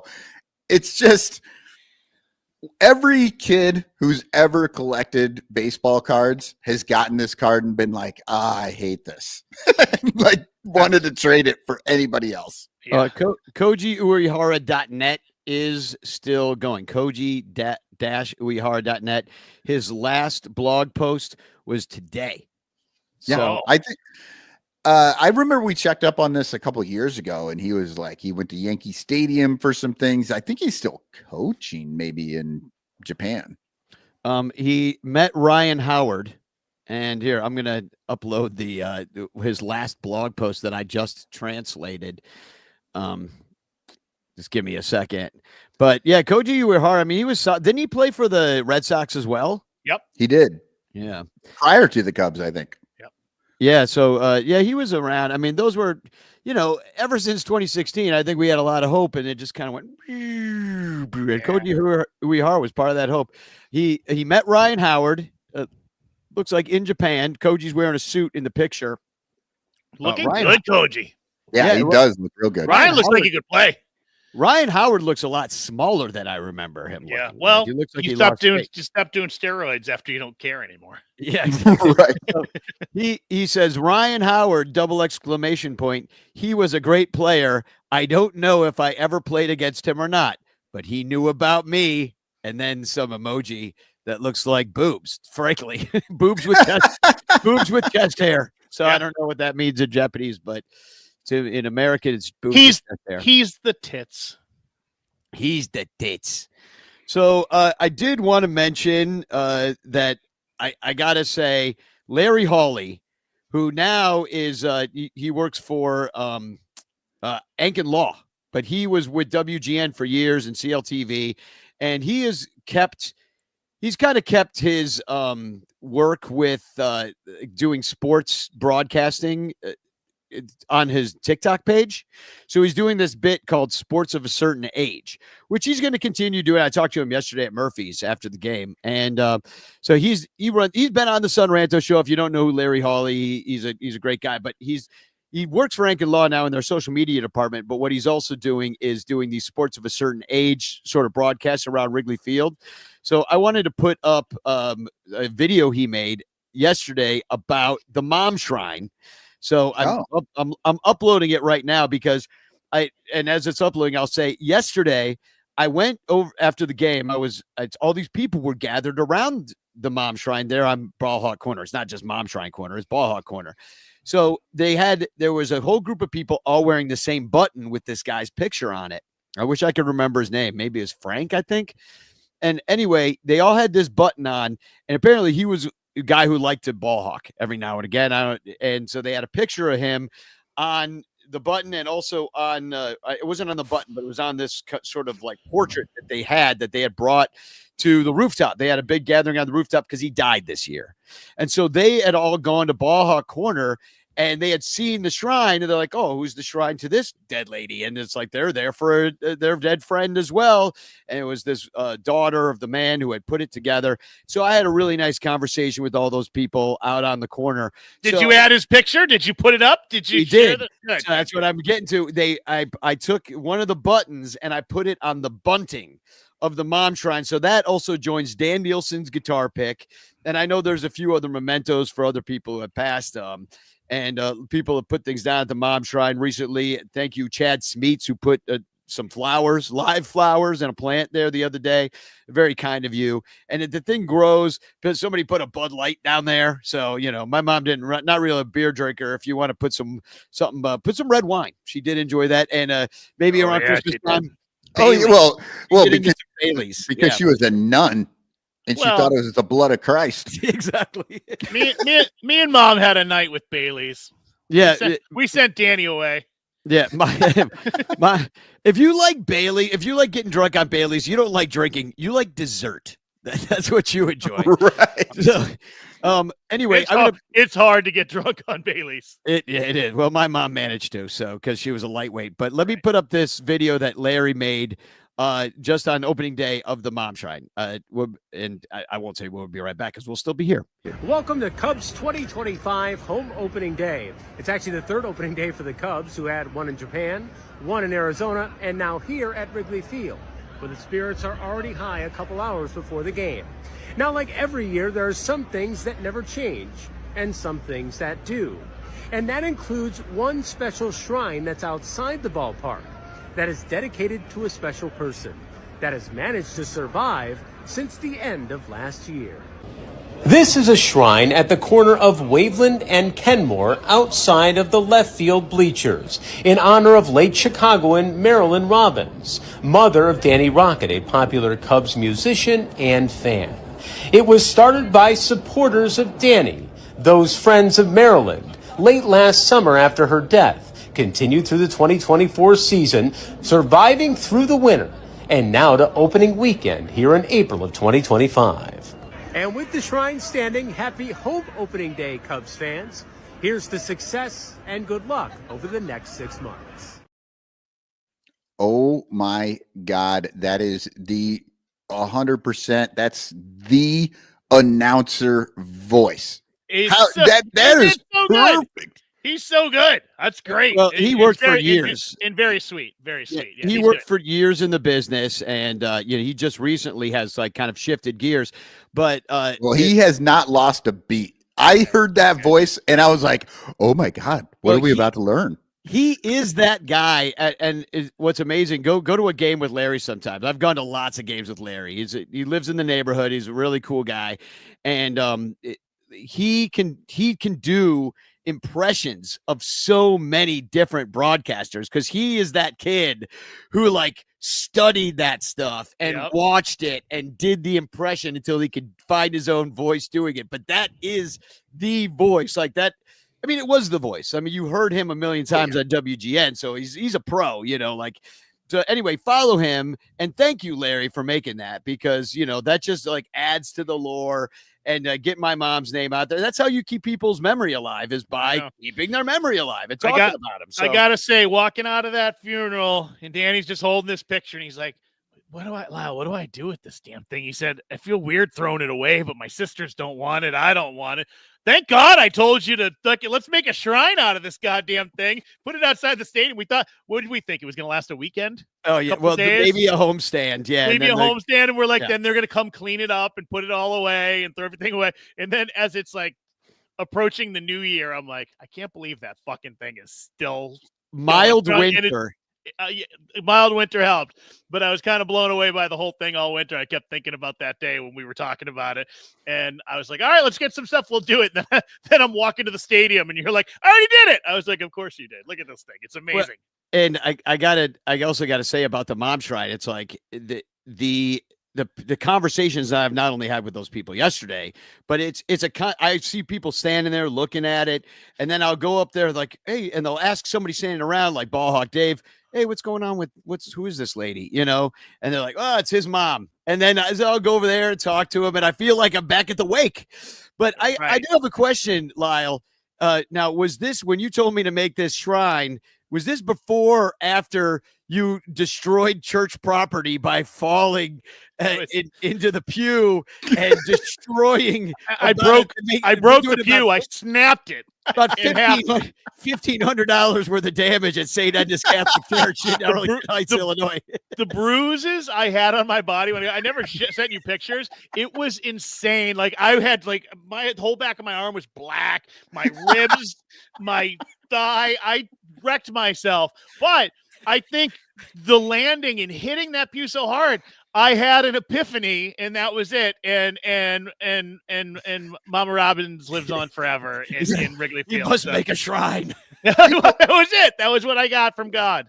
People film weddings, but they never film funerals, and that's a sad thing because I so wish we had that on film that we could just see Lyle eating shit over the pew all the time. This was you have video, and did you ever? Is there video of me going? There's not video because this happened before the ceremony, and because it happened before anybody showed up, and all of a sudden we hear bang, and we're like, "Oh my god, what happened?" No. Look, turn around, Lyle's on the ground, the pew's broken. But this is the aftermath picture that I do have of the guy trying because they had to put up caution tape. Look at this, dude. The entirety of people are standing to your left. You can't see them in the middle because it's a huge church, and everybody's talking. And all of a sudden, I hear a drill, and I turn around and I look at the guys like, "Come on, man! You don't have to humiliate me in front of everybody. We know that I fell and I broke this thing, and everyone's still in the room. And there you are putting up caution tape, using power tools to fix." And the pew is cracked. Like it's the second one. It's the middle one. He's trying to screw it back to the ground because I ripped up the terrazzo floor. It snapped. The screws came out, and all the wood's broken. I don't think he actually fixed it because I don't think. Oh my god! And no. Chris Salito, he wrote, already told everyone I'm going to the game on the 18th that the Shrine will be a stop before the game. But when I first read it out of the corner of my eye, I thought it said the Shrine will be stopped. That's what I thought too. In my head, this is going to be amazing. I was imagining Chris with like a blowtorch and a propane can, be like, "Fuck you, Danny Rocket, and your mom, she's gone." The Shrine, I'm sick of looking at it. But well, then that would be the end of the Cubs season because I've Mom Shrine right now at Wrigley this year is 2-0. So 1,000 winning percentage for Mom Shrine at Wrigley this season. And we won't talk about last year. I'd add to the sentiment that you were saying, Danny, when we did that day. I mean, we hung out there before and after the game and did that. I actually had a lot of like really nice non-baseball conversations with people around the Shrine, not just about your mom, but people, they're like, "Oh, my mom died a couple years ago. She loved being here." And oh, my brother passed away last year. And we come, or 10 years ago, and we come all the time and come to a game. And it's one of the times we feel close to him. And I don't know, it was nice, but it's really is a gathering place there. It's pretty cool. And it makes people stop. And then someone else stops and they're like, "Do you know who this is? Do you know how this is?" And then all of a sudden they're talking about their 401ks and running to the streets and holding pitchforks and torches. And it started a movement. Exactly. It's like Speaker's Corner over there. Can you?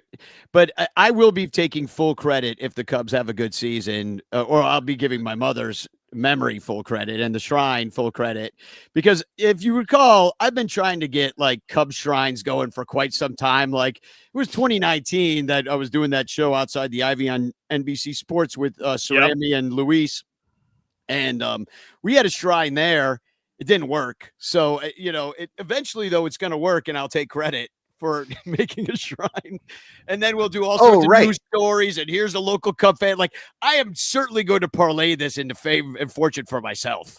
So Danny, what you're saying is the Mom Shrine is your contact play. You'll just keep running it out there. And if it ever works, you'll claim that it was always going to work. Yep. See, 1 out of 50 times. I told you it was going to happen. So, anyway, welcome back to the Son Ranto Show. And Jesus Christ. And I know. Well, I just want to say #chance in the chat. Also, we're thank you to Matt Cammer's Permanent Paintings and In the Clutch shirts. They're freaking awesome, both of them, and they sponsor our show. So thank you. And we're going to be doing I'm going to rename it Boomer Bill's Bitch Clock. What do you think? Like we name it after Bill because he's like really the head ranter of all of us. Oh, I thought you were going to say he's really the biggest bitch. Yeah, well, I wasn't going to say it, but since you did. Anyway, I think that we should rename it. So I've called it Boomer Bill's Bitch Clock. We'll see if it sticks. But it seems like that he needed an honorary title, on the Bitch Clock. Yes. But if you have any grievances, which there shouldn't be too many on a 5-game winning streak, but I have some. Yeah. Oh. Okay. Well, tell me what they are. Because so far, and I will share, this might spark some conversation real quick. But before we get to it, I do want to mention it seems I have won the Ranter bracket. Yeah. So, yeah, I wanted to get to this. Dude, Duke getting upset. Duke choking last night, not getting upset, choking last night. And that Florida win, it's unbelievable. I was looking this morning and I was like, I can't believe Danny's going to, because listen, Danny will talk about the Cubs with you all day in depth. If you want to have a casual conversation about baseball, he'll have that. But if you want to talk like stats and numbers of players that played like the 1983 team, and he'll get in there with you.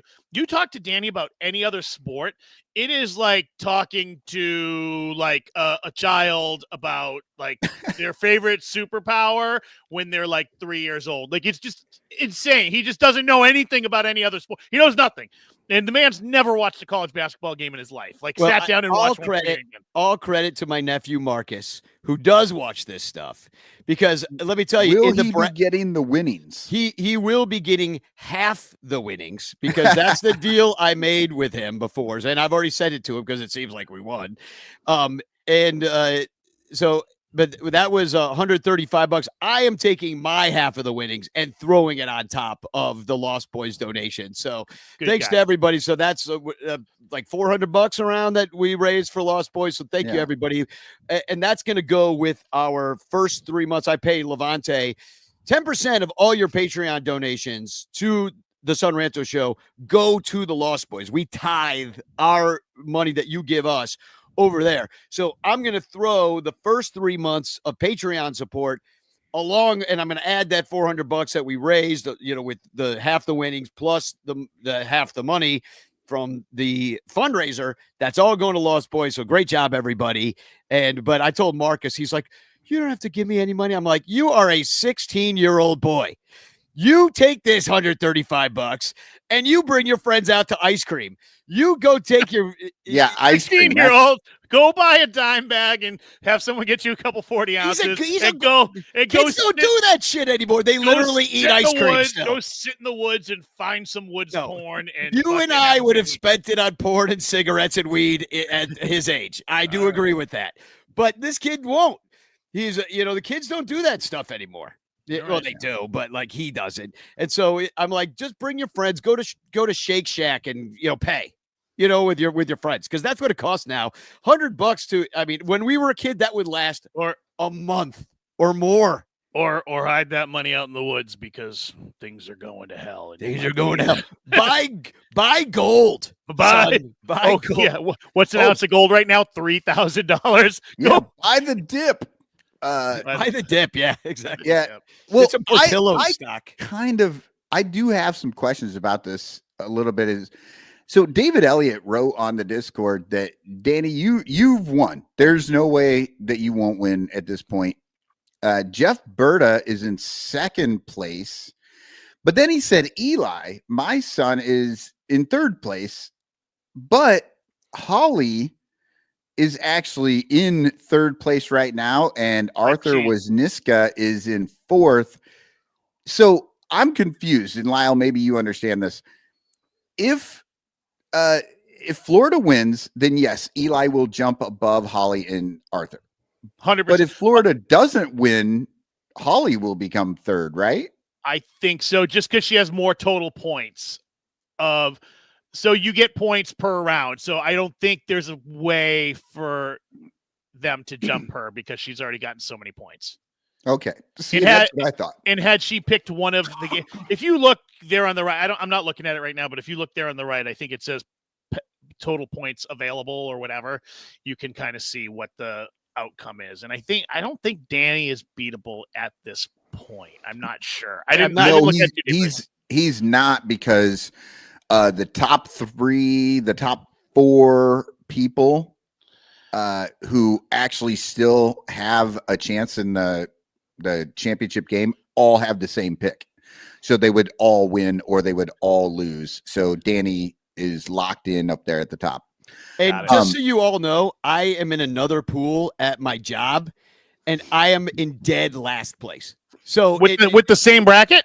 No, because I picked it on vibes. Vibes alone, I'm like, oh, I know a guy went to that school. Right. Oh, I think they'll beat them. Well, that's with Danny winning this. That's what I thought, because everybody knows or heard the story about like the 80-year-old lady in the work pool who still works at the office job because she likes to be around the people and she picks the teams by color and ends up winning the pool. That's what I was thinking about Danny this entire time. And by color, you mean that she tries to pick the whitest possible team because she's an old racist lady. Right? It's not what I meant, but I wish it is what I meant. So I have climbed out of the Utah every year. Exactly. Go. Exactly. Go BYU. Go BYU.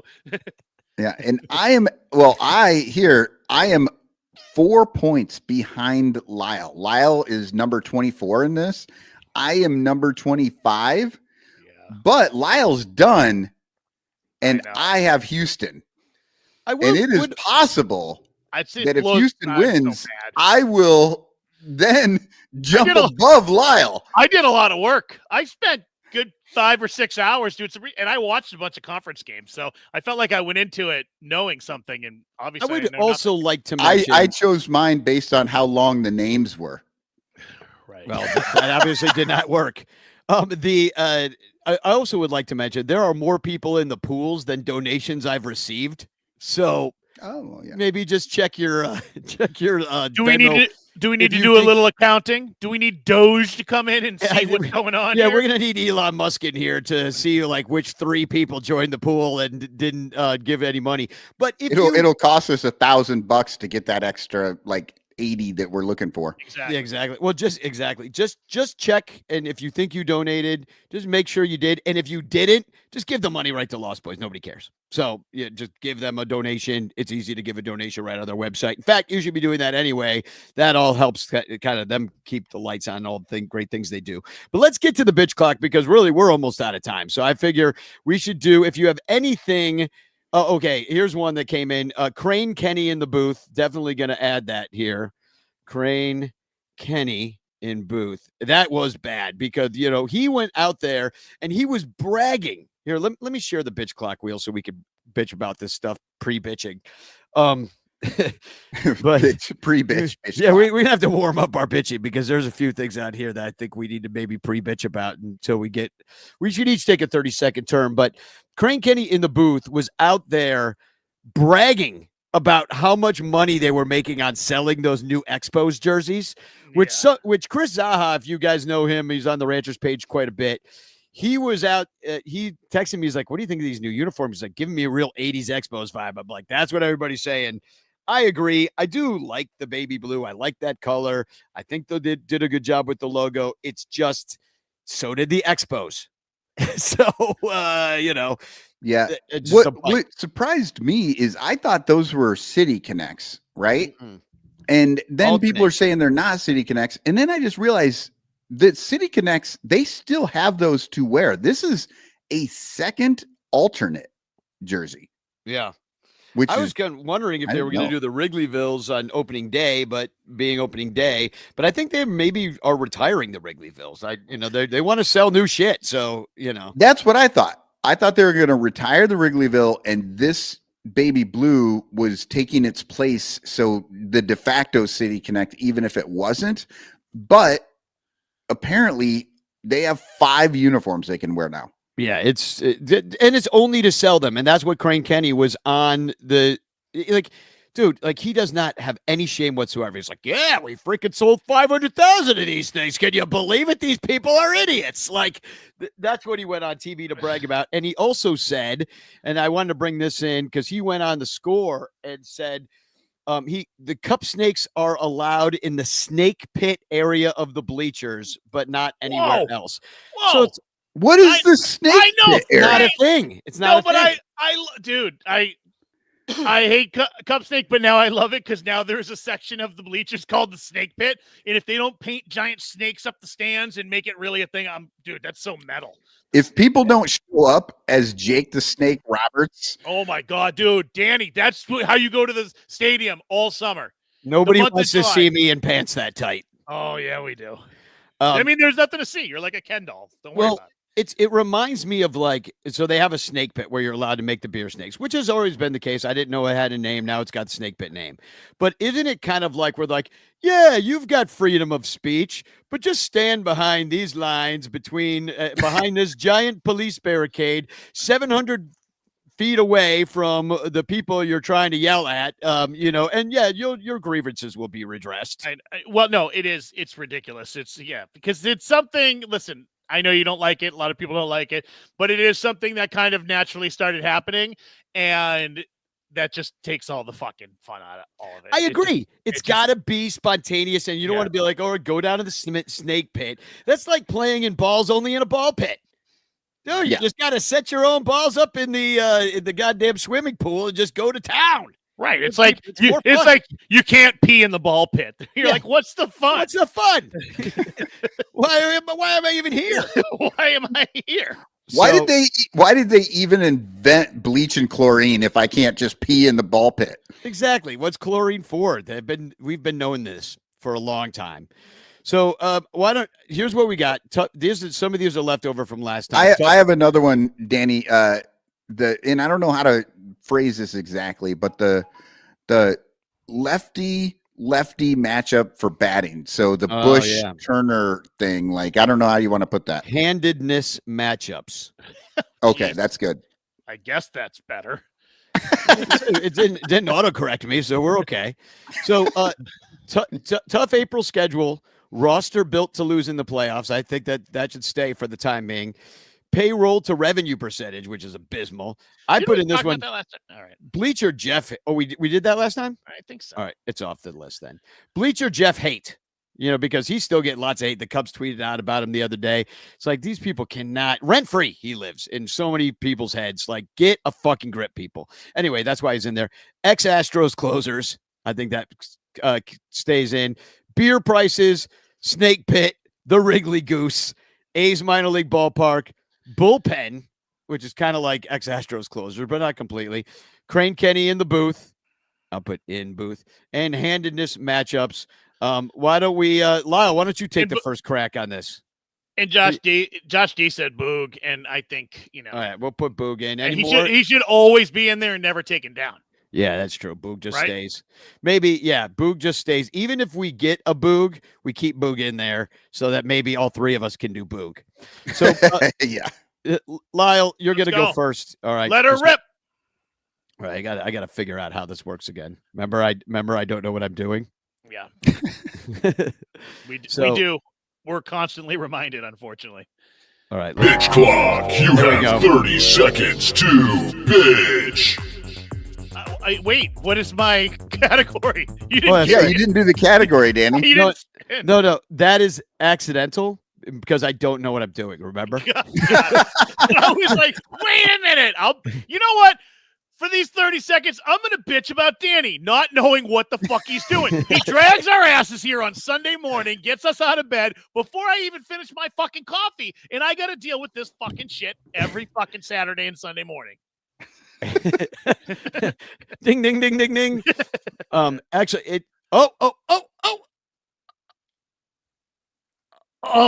so close to Boog. None of us see it. We don't see it. Well, it's supposed to be. You don't see that? No. I just see your ugly face. Well, I'd say add to stage. Face, Mike's beautiful face.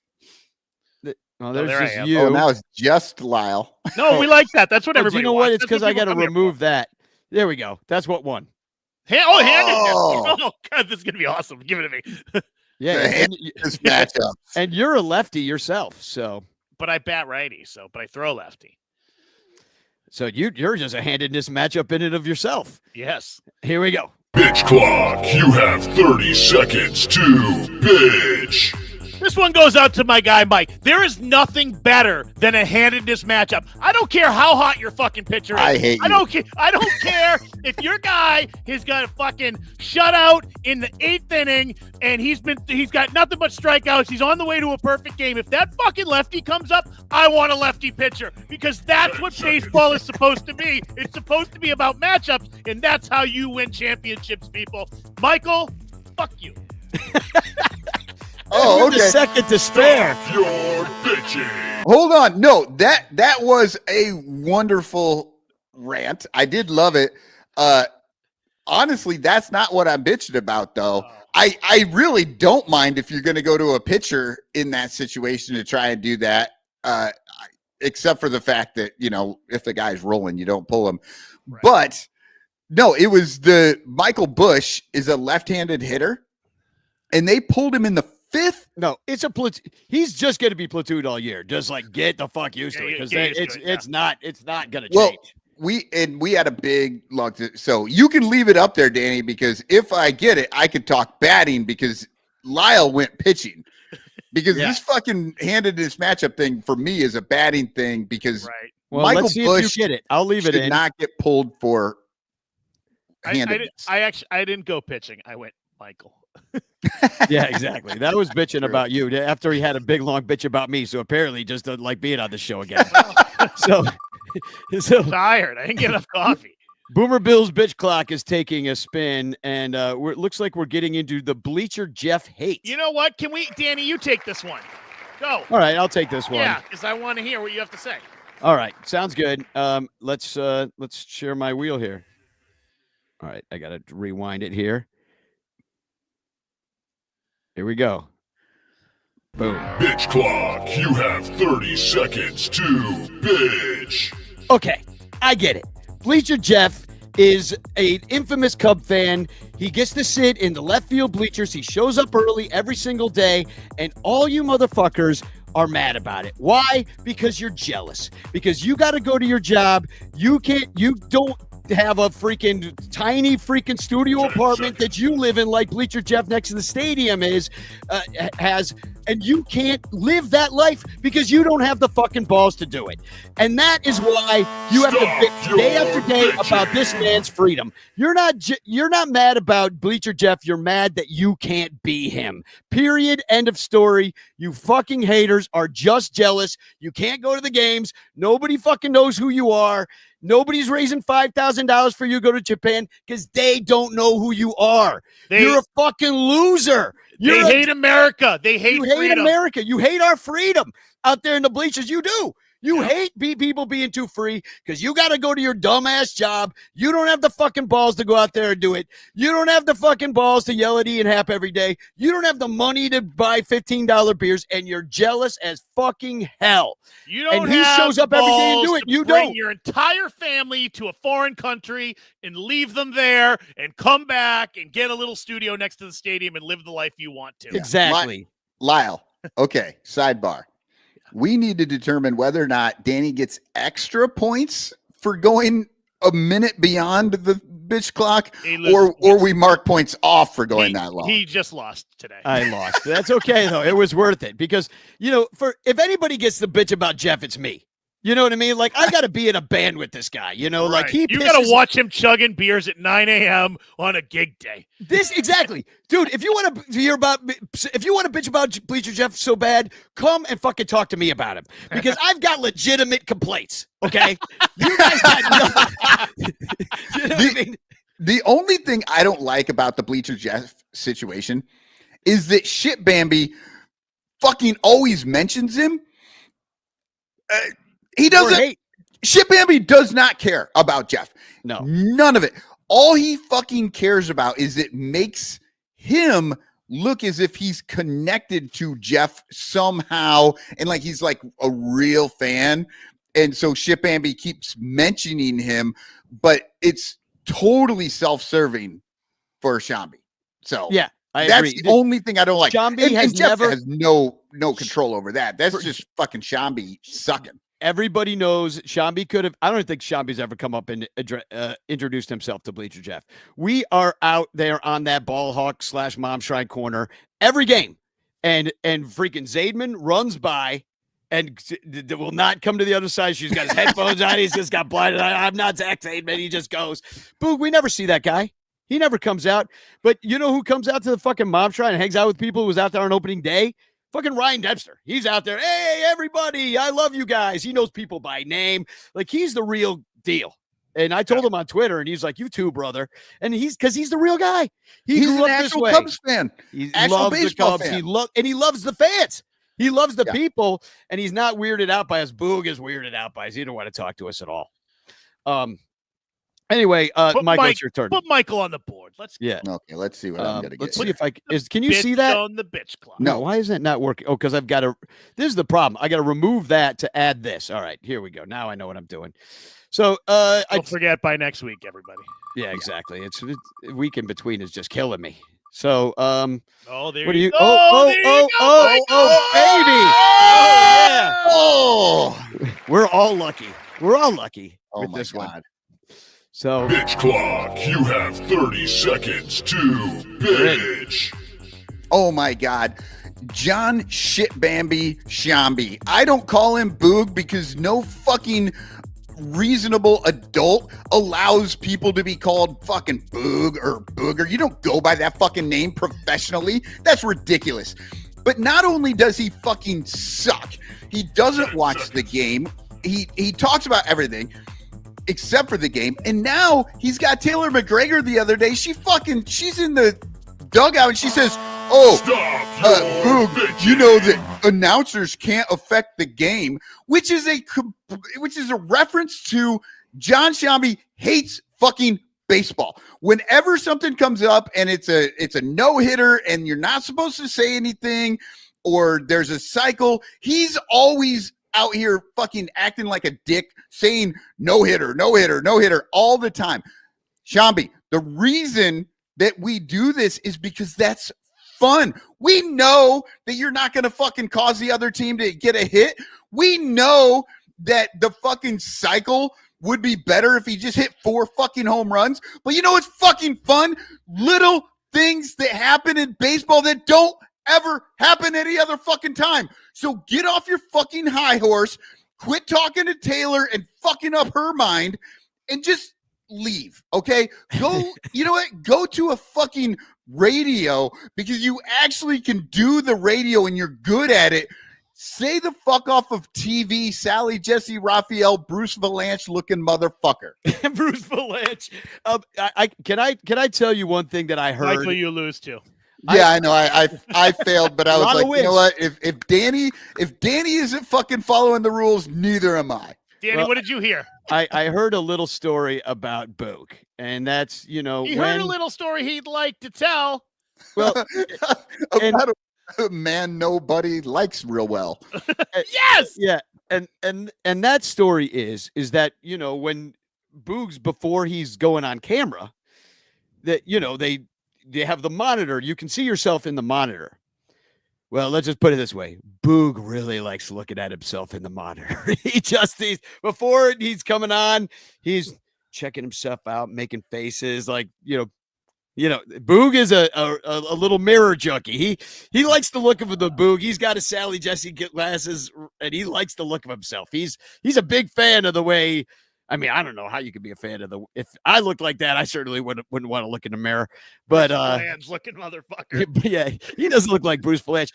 Yeah. Coincidentally, my friend Michael Miller just this last week met Bruce Valanche. Oh. Yeah, so it's the second time Bruce Valanche has come into my freaking purview this week. I was on a flight Bruce with him Valanche is alive. The last flight I took before COVID, he was on my flight sitting in the next row over. I was like, holy shit! Yeah, Josh D says he's the only one who likes the look of him. I'm like, yeah, pretty much. So, all right. Well, we got a visit from Cubstradamus. Lyle, you won, by the way, so congratulations. And you're the only one. You finished with 1 second and made a point. I thought that was the rule. We were disqualified. He pre-bitched about me. Yeah. So, all right. So Cubstradamus did send in a video. Here he is. This year is going to get stranger. and the Cubs' season will be in danger. After losing today, they'll lose to LA. After losing 3 straight to the Rangers. You're doomed. We're going to see what the Cubs are made of. Hopefully they are on a little bit of a hot streak because, I mean, the Rangers, beat the snot out of my Red Sox to start the season, and it was full fucking panic in Boston. The Dodgers are still undefeated? Have they lost? No, they lost. They did lose. They did lose. The Rangers and Dodgers are a combined 16-3 as we make the show. And that's who's coming in. But guess what? We're going to LA, so that's always tough. Padres were 6-0 until they hit the buzzsaw that is the Cubs. Yeah. I think were they 7-0 or 6? They were Padres were 6. Dodgers were 7. Yeah, because they had those extra games. So yeah, it's going to be tough, and I agree. We'll see what they're made of, but they look good against the Padres, who also have a very good lineup. We faced 2 very good pitchers going to this. This is the worst pitcher today that I think we're facing. I forget who this guy is. Who are we facing today? It is. Why doesn't it come up automatically? We have yesterday was Pavetta was really good. Rogue Wave is saying they were 7-0 and Dodgers were 8-0. But that's what I thought. That's what I thought too. Okay. Actually, so I didn't. Yeah, today is a guy named Hart, Kyle Hart, a lefty on the mound against Five Finger Brown. This guy, I guess, was with Boston in 2020 and now San Diego in 2025. So what the hell happened between there? I don't know, but he's number 68. Just one away. Just one away. He did that on purpose too, just so we'd all be like, If he had one more number, he could have turned his whole career around. Yeah, well, 4 years in jail will do that to a man. Correct. Or the minors, or wherever he was, Applebee's. So I just want a real quick announcement. Ranter Fest, I think we're looking at August 2nd. So hopefully that we can make that work. August 2nd. Seems like a good day. I'm thinking I'll get group tickets because I think that's going to be a tough game to actually accomplish. Bleachers might be tough. It's the Orioles in town. I think they'll show up. So that the Orioles fans on a weekend, I think they'll take that. A lot of Baltimore fans will come to check out Wrigley Field and they'll show up. They did last time anyway. And I think the Orioles were there last year or the year before. I went to an Orioles Cubs game at Wrigley. That might have been 2 years ago. And Baltimore fans were there, right? Yeah. Yeah. And then I want to say that little Ronnie Woo Woo update. He got moved to a better place. Thank you, Janet. Once again, I can't say enough about what she's been doing. She found him a better nursing home to be in. I will get all that information for soon. If you want to send him something, just ask me. I'm reachable on all the socials and stuff like that. So if you want to go visit him, I think that's the main thing. It's like, what can I do? What can I do?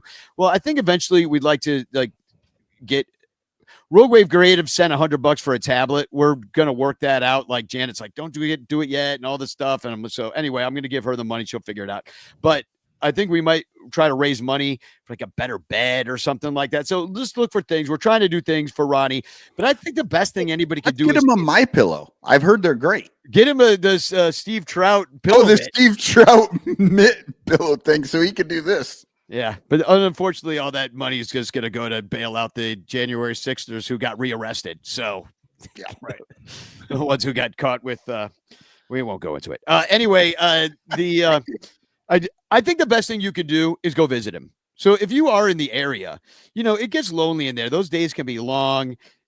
He's got nothing to do. He's bored. They got some activities, but I think he would love it if people would show up and visit him. If you're in the area, just contact us and go visit him. Just go spend an hour with him. Go say hi, Ronnie. Bring him some lottery tickets. Bring him some flowers or a Cubs book. That's what I've been doing. Got all these Cubs books, and I'm like, hey, Ronnie could check this out. While he's in there. But I think that's the right thing to do. Maybe I will send him a Bleacher Bum Bible book. Do it because he is a religious man. That is true. That's the one book. Then he won't like this book. Yeah. He might not. He doesn't care. He's Ronnie Woo Woo, for Christ's sake. I want to wish happy birthday today to Rachel Wazinski. You know her from the woman that got hit with a baseball in her face and right in the eyeball, and end up with a big black eye, in which she came on the Son Ranto show and shared her story of that clown that pushed her right into the baseball, because she would have had it. She would have had it. She had it. She had it. And some Interference. Interference. She had it, and then she got it. Yep. Also, happy birthday to your son, Isaac Cotton. Happy birthday, Isaac. Riley Evans is he's going to college next year, and it's his birthday. John Jurgovan, the creator of the Rally Tits Lady Christmas Carol, right? He is turning an age. Yeah, Omar, known for his incredible plow company that also sponsors the Cubs games, he's turning a certain age. Mike Leonard of Mike Leonard Condolences jersey fame. He invented that whole shit. He's old. Mike is old. I love that guy. Clayton is a week from today. So happy birthday to him, a longtime ranter and Patreon supporter. So happy birthday to all you guys. I do Shout have out to all the ranters for making it around the planet or around the sun one more time. For another season. Here we Let's are. keep doing it. We're in another season. So I have 2 TFCs. So why don't I go first? There's the first one. And this is from the Babylon Bee had tweeted out and said, Dodgers bankrupted as Trump places 25% tariff on Japanese players. And That's so good. Mike Prasnowski, a longtime ranter, he's been on the show. So much for breaking even, Tom, because we got our own Japanese players. So 25% tariff. Wow. That's your boy rough. up there doing that to you. That's rough. Yeah. Well, I have it's a this fucking cube for sure. Just some of the worst people in the world out there sometimes. This is on Matt Mervis having a very good start to his season down in Miami. Horse Poop 1123 says, I will pee on my beanbag and then eat it if Mervis becomes a good first baseman. That's fair. Yeah, who amongst us? So and Imagine taking time out of your day. I know. I feel like that it also could just be some kind of weird like AI bot, and that's just like AI bot's gone wrong. You know what I mean? You're like, God, this is the future, people. This is what you voted for. Yeah. This is Elon Musk's artificial future. intelligence, really heavy on the artificial part of that. So, and the last one I got is just these clouds at the bleachers with their upside down W flag. They're flying the M. You see, one of them actually has this. He's got the hoodie version of the shirt I'm currently wearing, which is the obvious shirts bleacher, the bleacher official Wrigley bleacher bum crew shirt. But I mean, these guys, they just, how many cup snakes did you make before you? I think Ricketts put him up to this. Ricketts made 50 grand from Motorola for them doing this. I thought it was for Mega. Oh, I guess it would have had to be a red flag. Yeah. So now that. So anyway, those clowns. Check your flags, people. And you didn't put mine up again, since I still don't have access to add anything to this. Yeah, what is yours? I just texted it to you guys. You just read it. I know. I'm busy doing a show. Well, I know, but this one's a show that he doesn't know how to do, apparently. Look, when Danny posted the prices of beer, you just see these stadiums. You spend so much money to get into the stadium. You spend so much time and energy to like go to a game. You travel. You got to pay for parking's fucking ridiculous. You got to get on the bus, whatever. And then you see like the Masters kind of has this like rule where they just won't rob you of the prices. And a guy posted a picture. This is what you get for $30 on. I got it. Yeah, this is what you get for $30 at the Masters in Food. It's like 6 sandwiches, 2 beers, and like 3 snacks. And they won't let anything be over like $4 or $5. It's like a sandwich is $2, I think. You get like when you sent this to me, I thought those 4 green bags were bags of weed. I was like, holy shit. No, they do. They're the famous for Masters like their egg salad sandwich. They do a chicken sandwich. Everybody's like, the food is unbelievable and it's super fucking cheap. And I don't know why more stadiums don't do this. Like, people are there like, maybe you don't make the beer's $2 because that's fucking dangerous, especially in the Midwest. But maybe you make the beers $5, $7, $10. I mean, $10 seemed crazy when that happened. And now like $9 because then you give your beer guy $10 and tell him to keep it. Right. Or $8. Well, that's what they started doing. They started stealing all the fucking tips from the people, you know? Yep, that's it. And it used to be tax included, and then they took the tax out and said that they left the prices the same. It's like, no, you didn't. You raised it 10% just with the taxes. By the way, real quick, shout out to Bernie Barron, who just forwarded me tickets to today's game. So guess who's going to the game? Look at who's going to the game. That's awesome. Look at me.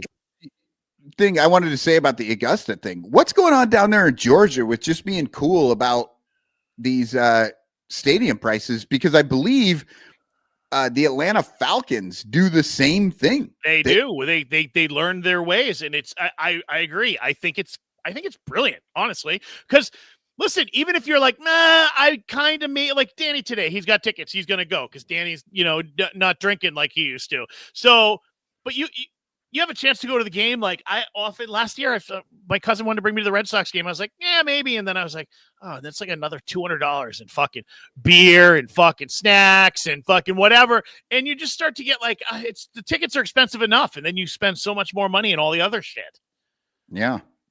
Yeah. And that's why your average day game, you bring a family. I mean, think of how much beer kids can drink. Oh my God. It's freaking drunk kids these days. So anyway, thank you, Bernie. Thank you to all of our Patreon subscribers. Please join us at patreon.com/bleacherbunch. Thank you to our super duper ranters, Blake Beard, Rogue Wave Creative, Mike Waller, and the Cubs PS Plus podcast. Also Baseball Rabbit Hole, all the Cubs pod people, including myself, also Sarah Sanchez, and of course, Bricks Behind the Ivy. Anyway, we got lots of stuff going on. It's all ad-free. If you join our Patreon, you can join our Discord. There's great conversations going on over there on the regs. Please just join us. It's only $1 a month, and there's no reason not to do it because $1 is basically a penny from 10 years ago at this point with inflation. So we do have hashtag chance in the chat. This is your last chance to get into the chance. And Artie keeps winning. So I don't know. Good luck, everybody else, because we're gonna have to put a moratorium on Artie for like a month. Yeah, seriously. All right, let me find this. Here we go. Hashtag chance in the chat. Last chance to get in the chance. That's the bitch clock. Oh, why is that not sharing properly? Oh, because I got to remove that and then put that. You just learned this fucking a minute ago. Well, I gotta. Well, it won't let me do it. All right, there we go. Here we go. Boom, boom, boom. Here we go. Oh my God, it's Artie again with a trifecta. This Something guy is broke. Wow. He just went hat trick on 3 weeks. Wow. That's insane. That's a natural. Yeah. I love it. I love it. Artie, you're getting 3 cards and you're entered to win whatever the year-end prize is going to be, which if he wins next week, today's game. If he wins next week, is that a cycle? Yeah, we'll call it a cycle. Why not? Let's go. Let's go. So, all right, that is the show. Thanks you guys for being here. Thank you. That's the show. Let's just say Spagog and get the hell out of here, huh? Spagog! Spagog! Spagog!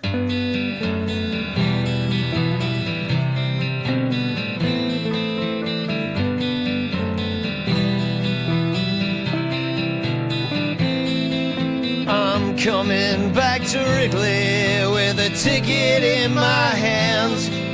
No ring upon my finger because I am just a fan.